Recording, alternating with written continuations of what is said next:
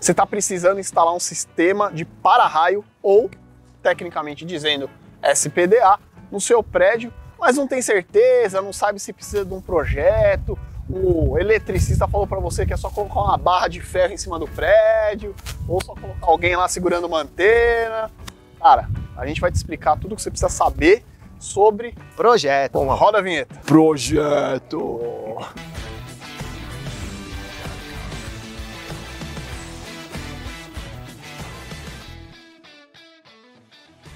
Salve, salve galera, eu sou o engenheiro Alisson Ramaioli, estou aqui com o Fagner, que é técnico em eletrotécnica, para a gente falar sobre o desenvolvimento de projeto de SPDA. Ô Fagner, conta aí pro pessoal se eu posso instalar um sistema de para-raio sem projeto? Que coisa absurda. Definitivamente não. E é um erro até meio comum. Por que a gente está falando isso? Por experiência, às vezes, do técnico ou engenheiro que está fazendo a instalação, né? Ou até mesmo o eletricista que vai se aventurar um pouquinho ali, né? Ele pode pegar e fazer a instalação do para-raio, só que ele não te traz garantias nenhuma de que isso vai, de repente, proteger a sua edificação como deveria. Então sim, Alisson, é importante que você tenha o projeto porque ele pode ser solicitado em algum momento por algum órgão, tá? Depende muito da estrutura que a gente está falando, né? Que será protegida, mas é importante que você tenha. E o projeto, como a gente já comentou no vídeo anterior, né? Ele parte ali do gerenciamento de risco, tá? Então, tendo o gerenciamento de risco bem feito, a chance de você ter um projeto bem feito é muito grande. Isso é muito importante. Se eu não fiz o projeto, contratei lá o eletricista que eu conheço lá do bairro, falou que trabalha há 50 anos fazendo instalação de para-raio, que não precisa de projeto, que ele sabe fazer. Cara, o que pode acontecer? Quais são as variáveis de eu não ter pensado no desenvolvimento do projeto e instalei um sistema? Quais variáveis podem acontecer aí dentro desse universo que, vamos dizer assim, a gente está boiando? Grande pergunta. Partindo um pouco ali para a atribuição de cada profissional, né? O eletricista, ele tem a condição de sim fazer a instalação do para-raio, tá? Desde que ele tenha o acompanhamento de um responsável técnico, né? De preferência quem fez o projeto ou alguém que entenda, né, do projeto. Mas ele vai ficar limitado à questão das instalações em si. O projeto em si, ele exige um responsável técnico. Então aí a gente precisa sim do engenheiro eletricista ou no técnico eletrotécnica, né? Que inclusive ele pode ser cobrado futuramente caso o prédio sofra algum dano em virtude de uma descarga atmosférica. Porque, Alisson, é o seguinte, o eletricista ele vai conseguir fazer a instalação do para-raio, tendo acompanhamento de um responsável técnico, do coordenador na obra, enfim, do engenheiro, né, eletricista, mas ele não tem capacidade para elaborar um projeto técnico. Sim. E é claro, como nós comentamos, né, não estamos diminuindo ali a função do eletricista, Não. Mas é porque está dentro da atribuição. Exato, na verdade são quesitos, são parâmetros de estudo. Eu, como engenheiro civil, eu não vou dimensionar uma cabine primária porque eu não sei nem como funciona uma cabine primária. E eu tenho que ter a noção de que, cara, eu não tenho capacidade para isso. Exatamente, mas ainda assim ocorre muito, né, da gente ter aventureiros, né? Então, o que isso causa pra gente, né? Primeiro, instalações superdimensionadas. Às vezes, pelo fato do cara querer se resguardar, ele acaba passando uma cordoalha além do limite, colocando um mastro captor além do que é o necessário, Certo. Justamente porque eu não tenho essa competência, então eu vou chutar, mas eu vou chutar para mais. Só que isso, para quem está contratando, vira um custo adicional, né? Então, assim, esse é um primeiro ponto que talvez nem seja o mais grave deles, né? Um segundo ponto que já é muito pior do que esse é justamente quando o cara faz tudo errado. Ele cria um sistema, ele elabora um sistema, instala de forma que não vai proteger a sua edificação como deveria. Olha que coisa horrorosa, eu vou parar de filmar que tá tudo errado! Então, se você está contratando um serviço, um profissional habilitado, né, para fazer a instalação do seu para-raio, isso não te protege quando necessário, então Você tá gastando, jogando dinheiro no lixo. É dinheiro, né, jogado fora. Cabe ressaltar, Alisson, que assim, né, a gente se aprofundando um pouco mais nos estudos de para-raio, para quem tiver interesse, eles vão perceber que a norma fala o seguinte, que o próprio para-raio, ele não garante que você não sofra danos em função de uma descarga atmosférica. A ideia é reduzir os riscos próximo de zero, mas ele não garante. Mas o seu risco vai ser mais aproximado de zero se você deixar aquele like nesse vídeo aqui, desse conteúdo que a gente tá fazendo, e não deixar o botãozinho vermelho aí para se inscrever aqui no canal.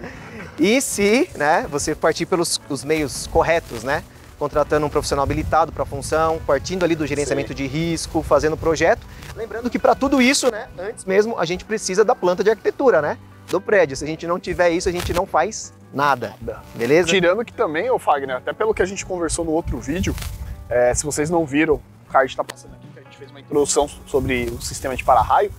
corre-se o risco também de o cara às vezes nem precisar do sistema de para-raio. Exatamente. Para edificações menores, é muito comum você não precisar de um para-raio. Trazendo um pouquinho para uma questão mais técnica, tá, pessoal? Mas só para dar uma esclarecida num ponto que eu acho importante, a gente está falando aqui, a princípio, somente da parte externa do SPDA, tá? Que é essa parte que ela é contemplada aí mastro captor, subsistema de captação, descida e aterramento, tá? Dependendo do seu gerenciamento de risco, pode ser que você precise colocar um sistema externo, como que a gente está apontando aqui agora. Pode ser que, pelo gerenciamento de risco, a gente só precise instalar os DPS nos quadros e fazer todo o aterramento das massas internas. Assim como pode ter também aquele empreendimento que exige as duas instalações. Tanto a parte externa, que é isso aqui que a gente está falando, que é o para-raio, né? Como a parte interna, que é a instalação dos DPS. Ou seja, se você não faz o projeto, você está numa roleta russa de ou chutar para mais, ou às vezes nem precisar ter, e aí você não consegue dormir em paz à noite. Principalmente aí quem tenha uma responsabilidade civil envolvida, né? Por exemplo, um síndico de um prédio. Por exemplo, a gente está em cima de um prédio aqui, o síndico desse prédio, que na verdade são duas torres, né? Tem uma torre lá atrás, ele é responsável por tudo que acontece, civilmente falando. Se não tem um sistema de para-raio e cai um raio aqui e danifica, sei lá, metade dos apartamentos, ele vai ter que responder por isso. Por que ele, como síndico, não foi atrás de resolver, ou adequar, ou fazer projeto, ou tomar as atitudes necessárias? Por isso que é importante ter um profissional técnico sempre do seu lado, porque o profissional vai te indicar as necessidades adequadas para isso, né? Ô Fagner, e quais são as etapas de projeto, do desenvolvimento de um projeto? Só para o pessoal entender que a gente falou que precisa de projeto, mas para ficar claro para eles, o que é esse projeto? Quais são essas etapas que devem ser seguidas? Então, primeiramente, nós precisamos aí ter acesso à planta da edificação, tá? Certo. Então, o projeto de arquitetura, isso vai ajudar muito, né? Com as vistas frontais, fachadas e cobertura. Se o pessoal não tiver esse projeto, a gente vai ter que fazer. Certo. A gente vai ter que ir lá, medir todo o perímetro, medir a trena. Exatamente. A gente não consegue fazer um projeto sem ter essas dimensões. Parece meio óbvio, mas é importante reforçar. Sim. Em seguida, a gente parte ali para o gerenciamento de risco. Tá? Então, você já tendo ali a planta do projeto, sabendo a localização da planta, você já consegue partir para o gerenciamento de risco. No final do gerenciamento de risco, ele vai te dar as diretrizes do que você precisa com relação à sua proteção contra descargas atmosféricas. E aí ele pode cair naquele ponto. Ele pode exigir tanto o SPDA externo, o SPDA interno, que são os DPS, como pode exigir um ou outro. Depende do caso. Tá? Então, partindo por esse espaço, a gente consegue chegar num projeto bem definido, de forma que a gente tenha a nossa proteção aí adequada. E aí, Alisson, só ainda com relação ao projeto, né? Projeto de SPDA, ele é dividido basicamente em 3 partes, tá? Então a gente tem o subsistema de captação, que é essa parte que a gente está aqui em cima, que é o responsável aí em receber as descargas atmosféricas. Essa recepção é a haste que está aqui em cima e também essas cordoalhas que estão aqui? Isso, exatamente. Tanto a haste que a gente tem... Eles vão conseguir isso lá? Porque eu estou virando para lá e acho que não dá para ver. Deixa eu mostrar aqui. Então, Alisson, quem que é o responsável aqui em cima em receber essas descargas atmosféricas, né? É todo o sistema de captação, tá? Subsistema. Em especial os mastros, né? Que ali estão instalados, tá? Mas a gente também tem esses mini captores aéreos que ficam geralmente instalados nas quinas dos prédios. Com relação ao subsistema de captação, esse mastro, por exemplo, ele é dimensionado, ele não é chutado, né? Então a gente vai estudar a necessidade de ter um mastro só, se é vantajoso ter um mastro maior ou 2 mastros menores, tá? Então tudo isso é calculado e aí reforçando a importância de se ter um projeto. A função dele então é receber essas descargas. Toda descarga elétrica ela tem que chegar até o meu sistema de aterramento, até o solo, tá? Então, segunda parte que compõe o projeto de SPDA é o subsistema de descidas, que ele pode ser ou estrutural, utilizando as próprias ferragens do prédio, né? É só um adendo, um comentário, né? Hoje é muito comum a gente ver na construção de prédios novos o pessoal colocar uma barra lisa de CA60 dentro da estrutura dos pilares para ela ir justamente do topo do prédio até o solo, até a fundação. Isso, é comum, tá? Mas a norma, você já consegue ter respaldo da norma quando você utiliza a própria estrutura do prédio para fazer as descidas. Colocar o rebar, que a gente chama, né? Essa barra lisa internamente, ela vai te trazer uma segurança a mais, certo, tá? Mas se você não utilizar também não tem problema. Entende-se que a própria estrutura do prédio já serve para fazer essas descidas. Perfeito. Tá? E até com relação às descidas, né, nós temos 2 tipos aí, né? Nós temos essa estrutural que a gente comentou, mas também pode-se ter a descida externa, né? que é quando a gente vê umas cordoalhas de cobre descendo nas laterais do prédio, né? Ou fitas de alumínio, barras chatas, né? Como a gente chama mais tecnicamente. Então também pode ser externo essas descidas, tá? O interessante é que assim, tudo que a gente conseguir fazer aproveitando a estrutura do prédio, a gente vai economizar Em material, né? em material. Aí o material não tá barato. Então assim, vai se economizar em material. É óbvio que para isso também reforçamos a importância de ter um projeto técnico.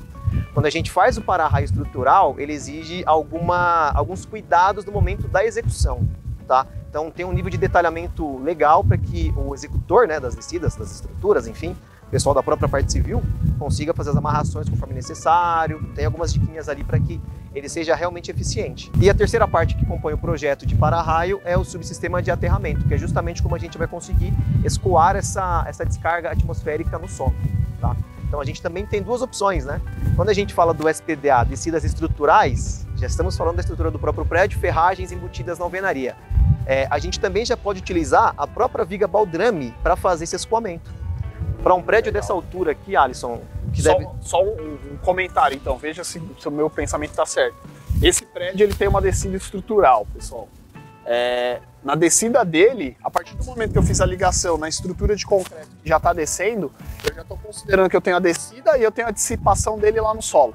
Exatamente, exatamente. Uma coisa que é importante, e isso tem que ser feito no momento em que você está construindo a viga baldrame e também quando você está construindo as subidas do prédio. Quando a gente fala do SPDA estrutural, a gente precisa garantir a eficiência do para-raio, a eficiência do SPDA.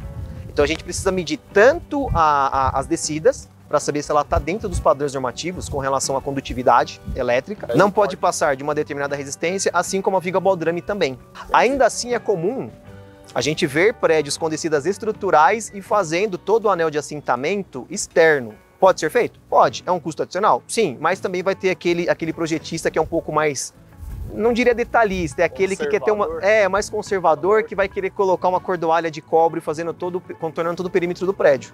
Ficou alguma dúvida sobre o desenvolvimento de projeto? Manda aqui pra gente as necessidades, a gente vai passar direto pro Fagner aí. Se vocês quiserem entrar em contato com o Fagner porque precisa de uma instalação, precisa de um desenvolvimento de projeto, os contatos do Fagner estão aqui na descrição, telefone, e-mail, WhatsApp, para vocês poderem entrar em contato com esse cara aqui, especialista nesse tipo de sistema, tá, pessoal? E aí? Acabou? Lavou!